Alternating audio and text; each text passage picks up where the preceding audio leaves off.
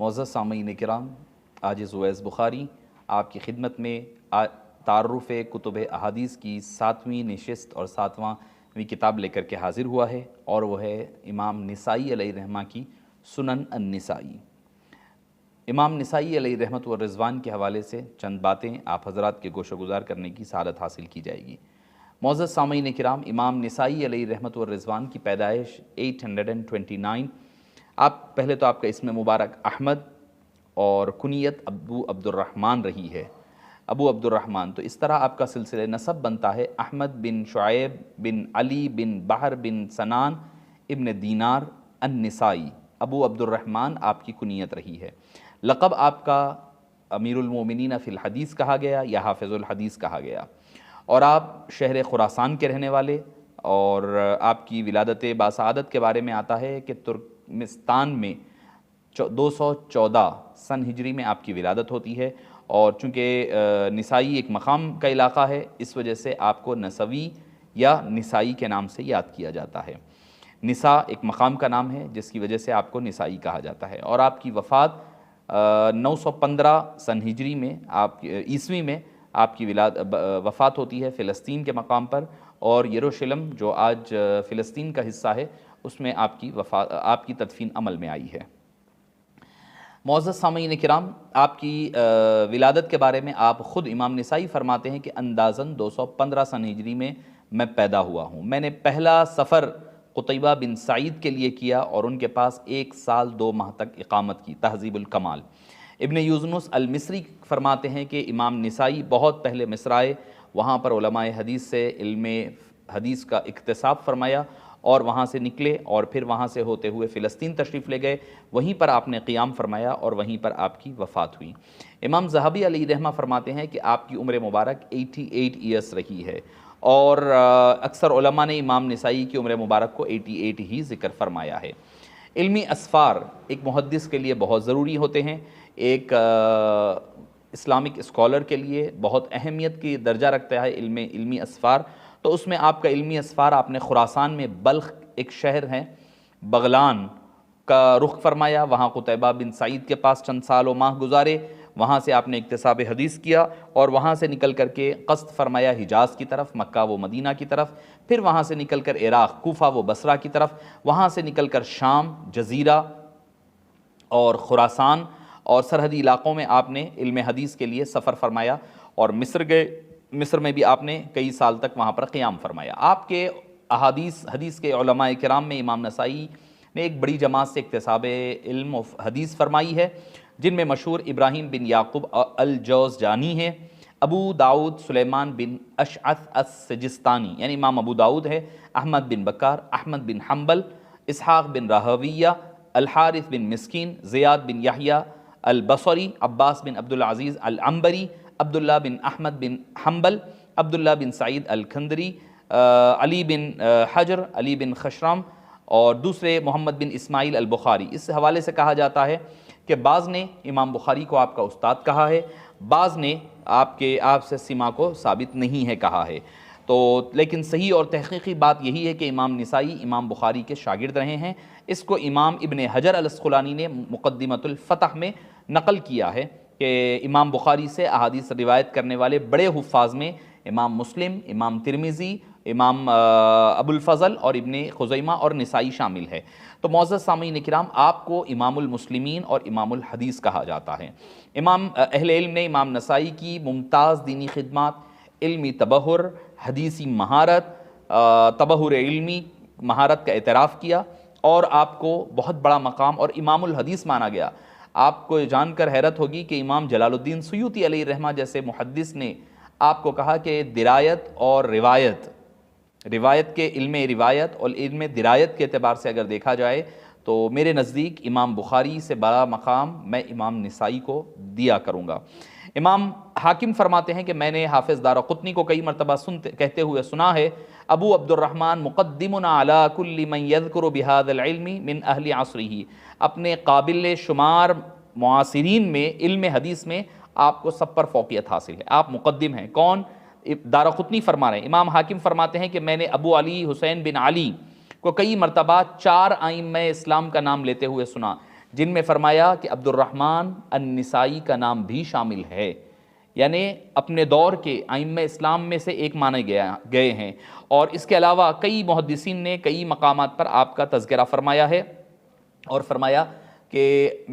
کئی علماء نے فرمایا ہمارے نزدیک امام بخاری، امام مسلم، امام ابو داؤد اور امام نسائی، یہ 4 ائمہ کرام ہمارے نزدیک سب سے مقدم ہیں۔ اور اس کے علاوہ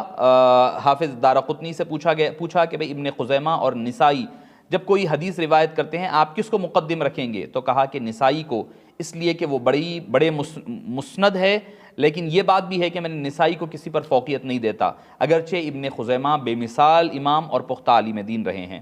معزز سامعین کرام، آپ کی علمی لیاقت، وجاہت کے بارے میں مختلف علماء کرام نے اپنے وقت کے فرمایا کہ اسلام میں سے ایک بڑے امام ہے، حدیث کے ایک بہت بڑے امام ہے۔ الغرض امام علیہ الرحمت، امام نسائی علیہ الرحمہ کی علمی فضل اور صلاحیتوں کا ہر کسی نے اعتراف فرمایا ہے۔ امام ابن کثیر علیہ الرحمہ فرماتے ہیں کہ بہت سارے ائمہ نے نسائی کی تعریف کی اور علم حدیث میں آپ کی فضیلت، وہ پیشوائی کی شہادت دی ہے۔ اب آئیے آتے ہیں آپ کی کتب کی طرف۔ آپ کی کتب کئی چیزوں میں بٹی ہوئی ہیں، آپ نے کئی مستقل کتابیں لکھی ہیں، بعض کتابیں سنن کبریٰ اور سنن صغریٰ کا حصہ ہے۔ اس فہرست کے اعتبار سے آپ کی کل کتابوں کی تعداد 34 بنتی ہے، جس میں کئی کتابیں سنن ہی کا حصہ ہے۔ سب سے پہلے وہ مطبوعات، سب سے بڑی کتاب جو مانی جاتی ہے السنن الکبریٰ، السنن الکبریٰ، جس میں آپ نے ساری احادیث کو جمع فرمایا ہے۔ السنن الصغریٰ یہ دوسری سنن ہے، جو ہے سنن صغریٰ کے نام سے یا المجتبیٰ کے نام سے بھی یہ مشہور ہوئی ہے۔ بعض وہ کتابیں جو سنن میں داخل ہیں، آپ نے پھر اس کو علیحدگی کے ساتھ الگ سے اس کو ذکر کیا اور اس کو جمع فرمایا، جیسے عشرۃ النساء ہے۔ اس کے علاوہ عمل الیوم واللیلہ، دن اور رات کے کام ہے۔ تفسیر القرآن الکریم، آپ نے یہ اپنی سنن ہی میں سے علیحدہ کر کے بنائے ہوئے تصنیف کی ہے۔ فضائل القرآن الکریم اور خصائص علی مرتضیٰ رضی اللہ عنہ وارضاہ۔ بعد میں آپ نے پھر فضائل صحابہ کے نام سے کے ساتھ سنن کبریٰ میں بھی اس کو شامل فرمایا ہے۔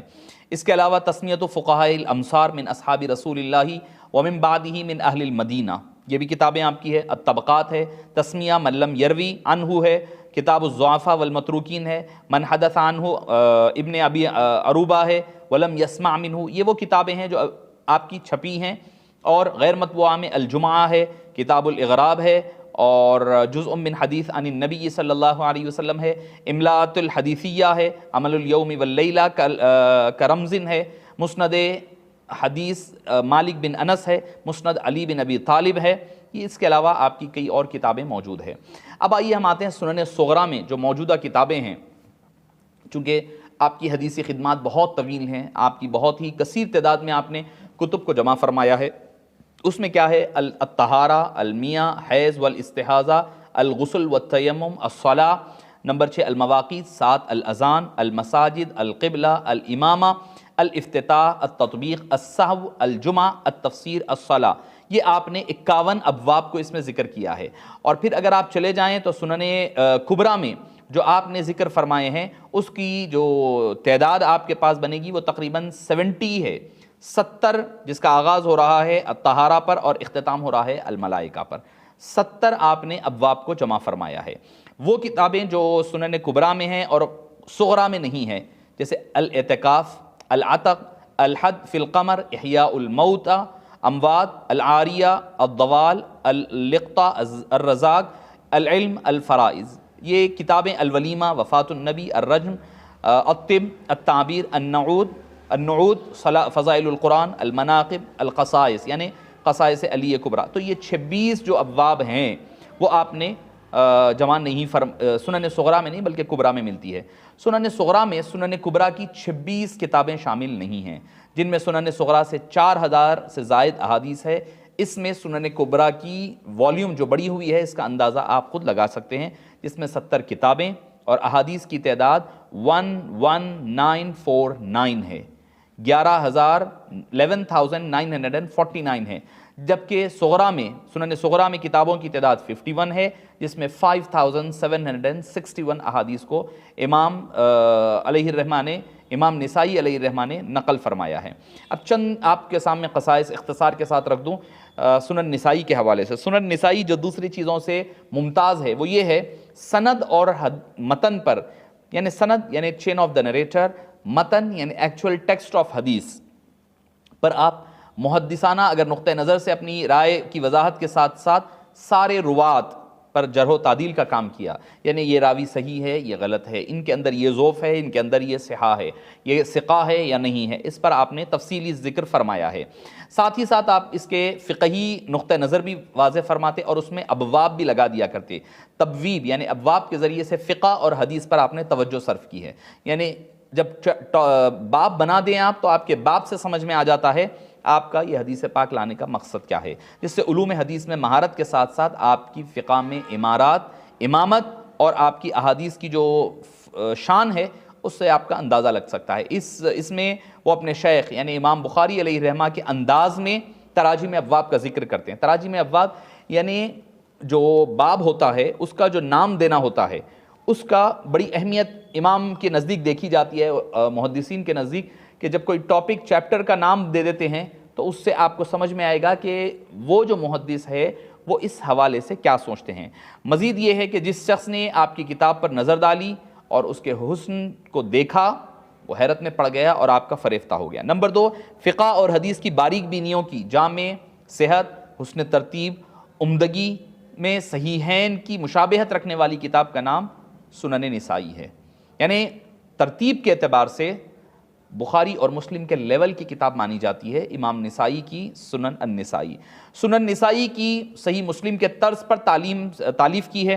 دونوں کتابوں میں بکثرت اختلاف طرق پائے جاتے ہیں جس میں ترجیح کے پہلو صراحتاً نظر آتے ہیں، اور بعض نے کہا کہ سنن کی یہ تصنیف ترتیب کے لحاظ سے بہت عمدہ ہے اور بعض مواقع پر یہ بخاری اور مسلم سے بھی آگے کا درجہ رکھتی ہے، جس کو امام ابن حجر الاسقلانی نے نقل فرمایا ہے۔ بعض نے صحیح مسلم کو صحیح بخاری پر یا سنن نسائی کو بقیہ کتابوں پر بھی ترجیح دی ہے، یعنی سنن نسائی کی صحیح اسانید، تکرار اسانید و متون میں ایک امتیازی شان رکھا کرتی ہے۔ اس کے علاوہ امام بخاری کی ایک حدیث کی تخریج مختلف طرق سے کرتے ہیں امام بخاری علیہ الرحمہ، جیسے کہ آپ دیکھتے ہیں اسی طرح امام نسائی بھی ایک حدیث کی طرق جو ہے مختلف طریقوں سے روایت کرتے ہیں۔ جیسے مثال دیتا ہوں میں، انما الاعمال بالنیات، یہ جو حدیث پاک ہے امام نسائی نے اس کو 16 طرق سے نقل کیا ہے، یعنی 16 احادیث سے، یہ صحابی سے، یہ راوی سے، یہ طریق سے، یہ طریق سے، یہ طریق سے، جبکہ امام بخاری نے اس کو صرف 6 جگہوں سے روایت کیا، 6 طرق سے روایت کیا، امام نسائی نے 16 جہتوں سے اس کو نقل فرمایا۔ تو آپ سمجھ سکتے ہیں کہ امام نسائی علیہ الرحمہ کا انداز کیا ہے۔ تیسری چیز، امام نسائی نے طرق حدیث کے ذکر اور اسانید کے اختلاف کا بھی تذکرہ بڑی کثرت سے کیا ہے، یعنی کہیں پر کوئی اختلاف ہے اگر کوئی بات میں تو روات کا وہاں پر ذکر کر دیتے ہیں۔ نمبر 4، سند یا متن کی صحت میں واضح طور پر لفظ کہہ دیتے ہیں ھذا قطع والصواب کذا کذا، یعنی اس میں یہ غلطی ہوئی ہے اور صحیح اور درست بات یہ ہیں۔ معزز سامعین کرام، اس کے علاوہ روات کے اسماء اور ان کی کنیتوں کا تذکرہ بھی کر دیا کرتے ہیں تاکہ ہمیں روات کے درمیان تمیز ہو جائے اور شبہ نہ رہے، یعنی کون سا راوی کون ہے، کیا ہے، کدھر ہے، اس کی ایک وضاحت فرما دیتے ہیں۔ امام نسائی کی خصوصی طور پر احادیث کو پوری سند کے ساتھ ذکر کرنے کا خاص طور پر اہتمام کرتے ہیں۔ بہت کم اختصار سند، یعنی حدیث کو مختصر، اسناد کو مختصر کر کے بہت کم جگہ امام نسائی نے نقل کیا ہے۔ بعض مقامات پر وہ علت کو بھی ذکر کرتے ہیں کہ آپ یہ غیر معمولی ملکہ حاصل تھا۔ امام ذہبی نے آپ کو اس فن میں امام بخاری ابو زرعہ کا ہمسر قرار دیا ہے، یعنی علل حدیث، کیا علت ہے اس حدیث کی، اس کو بھی ذکر فرمایا کرتے۔ امام نسائی احادیث کی جمع کو تراجم ابواب کے طرق اور حدیث کے ذریعے سے ذکر فرمایا کرتے، جیسے کہ کتاب الصید والذبائح میں آپ نے کتاب الاذن فی اکل لحم الخیول کے تحت، یعنی گھوڑے کی حلت کے بارے میں حضرت جابر رضی اللہ عنہ سے روایت کی جو سب کی سب صحیح ہے۔ اس کے بعد باب تحریم اکل لحوم الخیل میں حضرت خالد بن ولید، یعنی جو گھوڑے کے کھانے کی حرمت ہے اس کا ذکر ملے گا۔ پھر ایک دوسری سند سے حضرت جابر سے صحیح حدیثوں سے روایت کرتے ہیں، کنا ناکل لحوم الخیل، یعنی جابر رضی اللہ عنہ کہتے ہیں ہم گھوڑے کا گوشت کھایا کرتے تھے، اور میں نے کہا اور خچر کہا کہ ہم نہیں کھاتے تھے۔ ان دونوں بابوں پر اگر آپ نظر ڈالیں گے تو پتہ چلے گا امام علیہ الرحمہ نے پہلے گھوڑے کے حلال ہونے کے ذکر کیا، پھر اس کے بعد حرام کا ذکر کیا، روات کے تراجم ہی سے حدیث کا ضعیف ہونا ظاہر کیا، اسی لیے اس سند کو دیکھتے ہی پتہ چلتا ہے کہ کون سی حدیث صحیح ہے اور ضعیف ہے۔ ہمارے نزدیک بھی امام اعظم ابو حنیفہ رحمہ اللہ کے نزدیک بھی گھوڑے کا کھانا مکروہ ہے۔ اس اعتبار سے چونکہ گھوڑا جو ہے جنگی جانور ہے، وہ جنگوں میں کام آنے والا ہے، تو اس وجہ سے اس کو احتیاطاً منع کیا گیا ہے۔ اگر کوئی مقام پر نہیں ہے تو پھر اس کی اجازت دی جا سکتی ہے، دوسرے ائمہ کرام کے نزدیک اس کی اجازت ہے۔ 10واں جو خصوصیت ہے نسائی شریف کی، کبھی کبھی روات کے نام اور القاب میں کہیں اگر شبہ ہو جائے تو آپ اس کی وضاحت بھی فرما دیا کرتے۔ امام نسائی فقہی مسائل کے لیے احادیث کو الگ الگ کر کے اختصار کے ساتھ مسائل کو بھی ذکر فرمایا کرتے ہیں۔ معزز سامعین کرام، امام نسائی علیہ الرحمہ کی جو اس کے علاوہ جو خصوصیت ہے، آپ کے دور میں جو ایک فتنہ جو بہت بڑا اٹھا تھا، آپ جس مقام پر رہتے تھے وہاں پر دیکھا کہ کوفہ و بصرہ میں حضرت سیدنا مولا علی مشکل کشا رضی اللہ عنہ و ارضاہ و کرم اللہ وجہہ الکریم کو گالی گلوچ کی جاتی تھی۔ بنو امیہ کا عمومی دور تھا، تو اس میں امام نسائی علیہ الرحمہ نے حضرت سیدنا مولا علی رضی اللہ عنہ و ارضاہ کے فضائل پر آپ نے کتاب کو جمع فرمائی اور کتاب آپ نے جمع کی۔ تو اب اس پر ہوا یہ کہ جب امام نسائی جب مصر سے رملہ اور دمشق پہنچے تو انہوں نے دیکھا کہ بنو امیہ کے زیر اثر ہونے کی وجہ سے خارجی الفکر جو افکار اور نظریات تھے، وہ لوگ حضرت سیدنا مولا علی رضی اللہ عنہ کی کھلے عام تنقیص کیا کرتے، کھلے عام حضرت سیدنا مولا علی رضی اللہ عنہ کو برا بھلا کہا جاتا۔ جب آپ یہ دیکھے تو بڑا رنج ہوا اور آپ نے حضرت علی کرم اللہ وجہہ الکریم کے فضائل و مناقب پر آپ نے خصائص علی نام کی کتاب لکھی۔ خصائص علی جو آپ کی مشہور زمانہ تصنیف تھی، آپ نے اس کو جمع فرمایا۔ تو جب آپ یہ جمع کرنے کے بعد جب آپ وہاں پر پہنچے، دمشق پہنچے، تو لوگوں نے کہا کہ بھئی آپ کچھ حدیثیں سنائیے۔ تو آپ ممبر پر تشریف لے گئے اور فرمایا، مناقب بیان کرنے لگے۔ تو لوگوں نے بعض میں اعتراض کیا کہ بھئی اس دور میں بھی تھا کہ حضرت علی کا ذکر کرتے، ارے بھئی آپ نے شیخین کریمین کو چھوڑ دیا، حضرت علی، حضرت عمر اور حضرت عثمان رضی اللہ عنہم کو چھوڑ دیا۔ آپ نے پھر فضائل صحابہ کے عنوان سے اس کو سنن میں جمع فرمایا، احادیث کو علیحدگی سے۔ جب یہ آپ نے ذکر کیا تو پھر اس کے بعد آپ کے اوپر حملہ آور ہوئے۔ آپ نے پھر وہاں پر جب خصائص سنانے شروع کیے تو بعض حضرات نے کہا کہ بھئی آپ یہ نہ سنائیں بلکہ حضرت سیدنا امیر معاویہ رضی اللہ عنہ ارضاہ کے فضائل کا تذکرہ کریں۔ تو یہاں پر جب اس کو سیر اعلام النبلاء سے والیوم نمبر 11 اور پیج نمبر 197، بستان المحدثین پیج نمبر 189، میں خصوصیت کے ساتھ یہ آپ کے حوالے گوش و گزار کر رہا ہوں۔ تو آپ کے سامنے آپ کو کہا گیا کہ حضرت سیدنا امیر معاویہ رضی اللہ عنہ ارضاہ کے فضائل بیان کریں، تو آپ نے منع فرمایا۔ تو لوگوں نے آپ کے اوپر حملہ آور ہوئے، اتنا آپ کو زد و کوب کیا، اتنا مارا کہ آپ شدید زخمی ہو گئے، اور اسی زخموں سے آپ تاب نہ لا کر 13 صفر المظفر 303 سن ہجری میں آپ کی شہادت ہوئی اور آپ شہید ہو گئے، اس وجہ سے کہ آپ سیدنا علی مرتضیٰ رضی اللہ عنہ ارضاہ کے فضائل اور محب اہل بیت مانے جاتے ہیں۔ آپ اکثریت کثرت کے ساتھ، ایسا نہیں ہے کہ محب اہل بیت ہے تو کہیں پر صحابہ کرام کی تنقیص، ہرگز نہیں۔ صحابہ کرام کے فضائل بیان کیا ہے، آپ کا مقدمہ اٹھا کر کے پڑھیں، آپ کی کتب میں آپ جو فضائل صحابہ کے عنوان سے جو جمع کیا ہے وہ ساری احادیث آپ کے نظر کے سامنے رہ سکتی ہے۔ آخری ایک جو بات ہے ہماری، جو حدیث پاک سنا کر کے ہم ختم کرتے ہیں، وہ آپ کو سنن نسائی کی ایک حدیث پاک جو باب جو ہے آدمی جو ہے